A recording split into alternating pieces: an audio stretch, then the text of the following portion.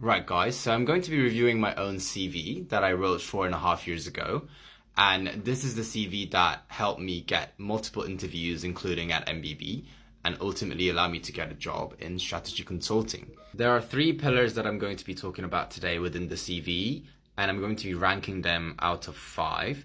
The first we have is education, next is work experience, and then lastly, extracurricular activities. So let's get started. Oh, and before I start, obviously, disclaimer that this is just based on my own opinion. I'm not representing any firm. So first we have education, and as you can see, I went to an international school in Beijing, and my A levels, to be honest, it wasn't that good. I got A star, AAA, but it was good enough to get me into LSE, where I did bachelor's and master's in management. And to be honest, like I think it was quite stupid of me to do a same course for bachelor's and master's, but it was my desperate attempt to try and stay in the UK so that I can, have another shot at strategy consulting, which obviously turned out to be a great choice. Anyways, I got a first class honors at LSE, and because LSE is a target school, having a first class honors from a target school, I would probably give myself 5 out of 5 in terms of education slash academics. Although I guess in some companies, I think BCG, I'm not sure, don't quote me on it, they might put a bit more importance in your A-level grades. And that means that for me personally, my CV might actually be a 4 out of 5. But obviously depends on the firm, right? But overall, yeah, I'd say between 4, maybe 4.5 out of 5 is how much I'd give myself in terms of education. And honestly, guys, education is super important because work experience and extracurricular activities, you can always change them throughout your career. But education is pretty much set unless you're obviously planning on doing another degree, but it's quite unlikely. So if you're at university, I would say focus hard on your studies, making sure that you get that first class honors degree. Especially with the great inflation recently, I think a lot of people have been getting first class honors. So if you don't have that, it might be challenging, not to say impossible, to break into consulting. All right, and next up we have work experience. And as you can see, I have 3 main work experiences 4.5 years ago. Starting with the first thing, STL Partners. It's a really amazing TMT-focused consulting firm based in London. I was an intern there, and then also before that, I was an intern at a startup called Funding Exchange. I believe the CEO was an ex-Bain consultant.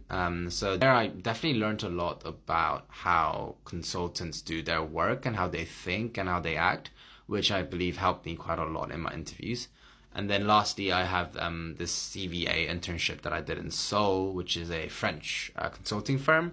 And actually, it was a very boutique firm. And to be honest, like all of these experiences are boutique names, right? I've not really had any big name internships like most other people do. But this goes to show that you don't need those big names because it's such a small company. You tend to learn a bit more because you're given responsibilities much quicker compared to being at a bigger firm. Obviously, the name value of a bigger firm helps. So if you can land those roles, definitely do it. But I'm saying that even without those big firm names, you can still, have a solid work experience. That being said, I'd probably rate my work experience 3.5 or 4 out of 5. The reason being that number one, obviously there isn't any big name. And then number 2 is it's a bit fluffy, as in like I can't really tell or see what impact I was able to have. And also there aren't that many consulting skill set focused descriptions that I've put down. I would have liked to see a bit more. So the strength of the experience in itself isn't as high. And then lastly, if we look below extracurricular activities, 4.5 years ago, I put 4 down, which is, I think, quite a lot. The first we have is LSE Generate Competition. This is just an entrepreneur competition, to be honest. And I put myself down as the team leader, but it was a team of 2. But basically what we tried to do was create a platform that would sort of help sixth form students from, low socioeconomic backgrounds to get into, very, very good universities. That was the goal. Didn't really work out, but I put it there regardless, because I know consulting firms value that entrepreneurial mindset. So I thought it'd be a good one to add. And then the second is OCSE President. That's just like a Korean society across England. It actually has nearly 5,000 members now. It's not as active as before, but I was a president there. Tried out some job forums. Also hosted parties, made some profit. So I thought that was quite important. Sorry, the light just turned off. And yeah, the next is London Case Competition.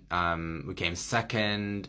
And then lastly, I was also a captain of the LSE men's first volleyball team and led our team to first place in the international tournament, which is quite an achievement. And to be honest, I got carried by most of my teammates, but I was still a captain, so put that there. In terms of score, I'd probably give, again, maybe like 4 out of 5, because you can definitely see like chunks of leadership. For example, being a president of an organization with 5,000 or 3,000 members, being a captain of a sports team at a university level, being entrepreneurially driven.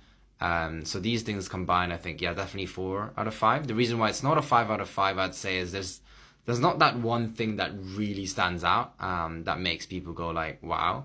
And then lastly, very bottom, we have skills and interests. And yeah, that's just like for an addition. And skills and interests are not part of, I guess, the scoring system, I think. Obviously, it depends on the firm.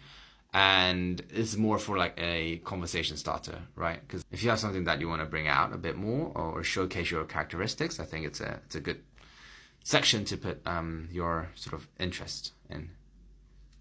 So yeah, that's all in terms of my own CV review from 4.5 years ago.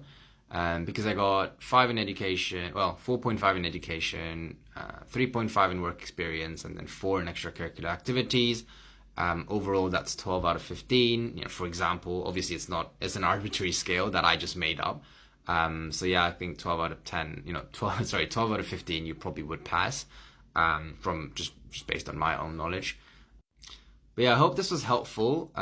It goes to show that you don't need a super strong CV to break into strategy consulting. I think, like, to be honest, rather than being like amazing in one of the 3 pillars, I think it's better to be above average across the 3, just to maximize your chances of getting a better score, whether it be through AI systems or manual review, so that you can land an interview. And most of the times, interviews are CV blind in consulting firms, meaning that your CV or your background won't really matter as much as the performance in the case study interview or the behavioral interview. So as long as you can make it past the CV stage, honestly, try to maximize that chance. So yeah, I hope it was helpful. If you have any comments, leave it in the comment section, obviously. And if you have any further ideas for videos, please also leave it in the comment section too. Thank you.